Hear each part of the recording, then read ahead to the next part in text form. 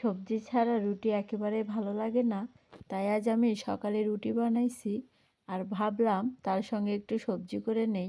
আসলে সবজিটা খেতে অনেক ভালো লাগে, বিশেষ করে যদি ময়দার রুটি হয়। তোমরা কে কে খেতে ভালোবাসো অবশ্যই আমাকে কমেন্ট করে জানিয়ে যাবা। আর এই যে দেখো আমি সবজিটা বসিয়ে দিচ্ছি। এদিকে একটা আপু আমাকে কমেন্ট করছে, আপু তুমি এত অল্প বয়সে এত রান্না বান্না করো, তোমার কি ভালো লাগে?